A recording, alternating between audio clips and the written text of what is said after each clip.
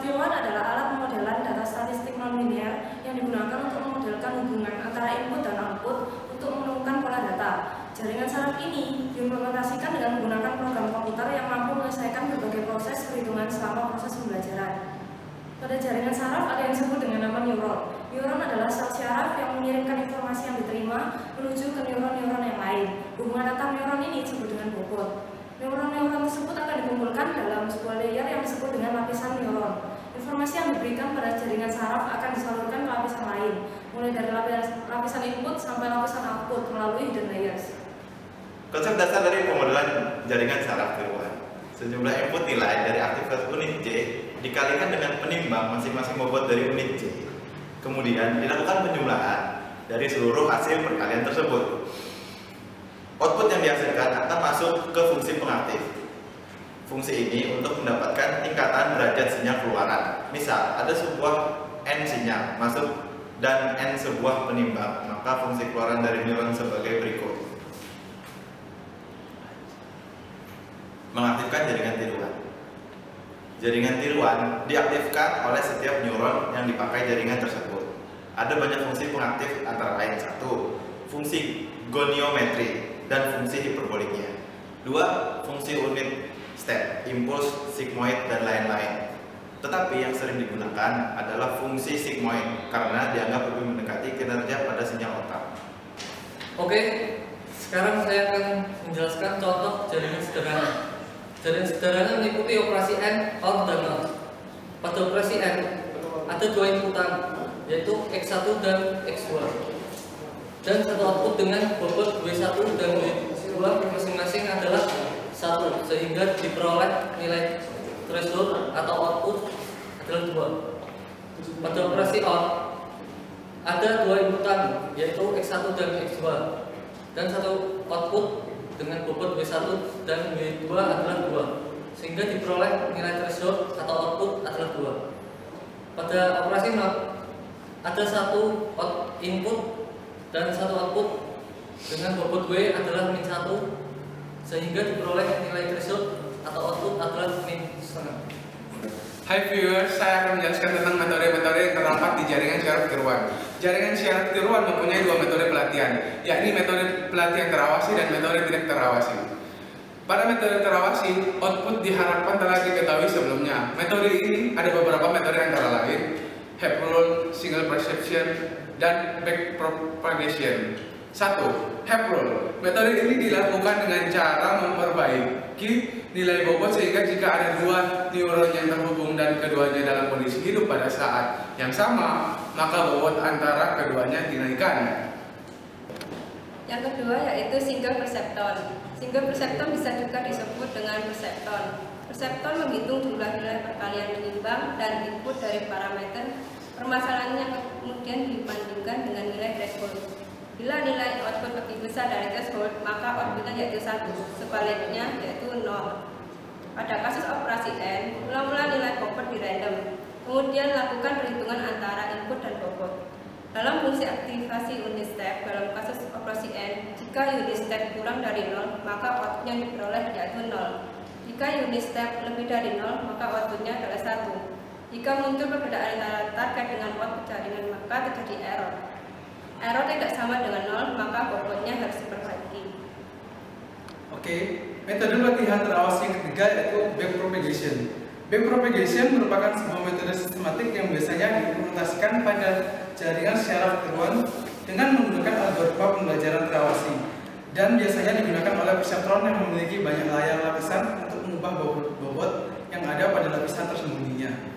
Proses dari backpropagation yaitu ketika output jaringan tidak sama dengan output yang diharapkan, maka output akan menyebar mundur pada lapisan tersembunyi. Jika output salah, maka nilai penimbang akan dikoreksi, dan respon yang diharapkan akan lebih mendekati nilai yang benar. Backpropagation mempunyai kemampuan untuk memperbaiki nilai penimbang pada lapisan tersembunyi. Jadi, backpropagation merupakan latihan jenis terkontrol yang menggunakan pola penyusunan bobot untuk mencapai nilai kesalahan yang minimum antara output hasil prediksi dengan output yang nyata. Selanjutnya, biasanya metode ini digunakan untuk operasi pada jaringan feed-forward multilapis. Metode ini juga diaplikasikan berbagai macam bidang antara lain finansial, pengenalan pola, tulisan tangan, pengenalan pola suara, sistem kendali, pengolahan citra medika, dan masih banyak lagi keberhasilan backpropagation sebagai salah satu metode komputasi yang handal. Metode keempat adalah metode multiperseptron. Multiperseptron adalah jaringan saraf tiruan feed forward yang terdiri dari sejumlah neuron yang dihubungkan oleh bobot-bobot penghubung. Neuron-neuron tersebut disusun dalam lapisan-lapisan yang terdiri dari satu lapisan input atau input layer, satu atau lebih lapisan tersembunyi atau hidden layer, dan satu lapisan output atau output layer. Lapisan input menerima sinyal dari luar, kemudian melewatkannya ke lapisan tersembunyi pertama yang akan diteruskan sehingga akhirnya mencapai lapisan output. Setiap neuron I di dalam jaringan adalah sebuah unit pemrosesan sederhana yang menghitung nilai aktivasinya, yaitu I terhadap input eksitasi atau juga disebut melambangkan himpunan predecessor dari unit I. Bobot kedua, IJ, melambangkan bobot koneksi dari unit IJ yang ke unit 1, dan theta I adalah nilai bias dari unit 1. Untuk membuat representasi menjadi lebih mudah, seringkali bias digantikan dengan suatu bobot yang terhubung dengan unit bernilai 1. Dengan demikian, bias dapat diperlakukan secara sama dengan bobot koneksi. Perseptron membagi dua input dalam dua kelas dan vektor bobot dari ini perseptron terbagi dalam persamaan hyperlength. Persamaan harus linear separable. Pada kasus solve tidak bisa diselesaikan dengan single perseptron, melainkan diselesaikan dengan multi perseptron. Oke, saya akan menjelaskan tentang metode selanjutnya. Metode selanjutnya adalah metode pembelajaran tak terawasi. Metode ini tidak membutuhkan target pada output.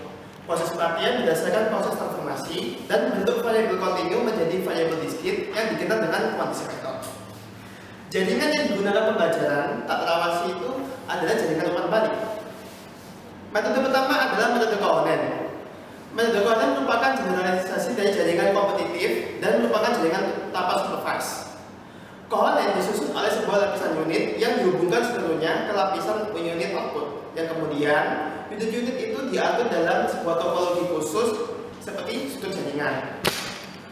Faktor bobot untuk sebuah unit cluster menyediakan sebuah contoh dari pola input yang dikumpulkan dalam cluster. Selama proses self-organizing, unit cluster yang mempunyai bobot dicocokkan dengan pola input yang ditekan dan dipilih sebagai pemenang. Unit pemenang dan unit tetangganya dalam hal ini adalah topologi dari unit cluster memperbaiki bobot mereka masing-masing. Metode kedua adalah metode Hopfield. Model arsitektur Hopfield ini terdapat 4 neuron simetris, yaitu output yang ditargetkan harus sama dengan input. Untuk mencapai hasil yang optimal atau konvergen, output dijadikan inputan kembali, namun diteruskan jaringan tidak pada dirinya sendiri, tetapi ke neuron yang lain. Proses ini berjalan terus-menerus sampai dicapai kondisi yang stabil. Saya akan menjelaskan proses model Hopfield. Pada jaringan Hopfield akan menyimpan sekumpulan neuron pada posisi yang seimbang, sehingga apabila diberikan suatu kondisi awal, maka jaringan tersebut akan merespon untuk mendesain suatu titik keseimbangan ketika mencapai konvergensi, di mana error yang diperoleh minimum. Jaringan ini akan bekerja secara rekursif sehingga output jaringan akan dikirim kembali sebagai input jaringan dalam setiap kali operasi yang dilakukan. Pada jaringan Hopfield diuji dengan satu atau lebih vektor input yang diberikan sebagai kondisi awal jaringan.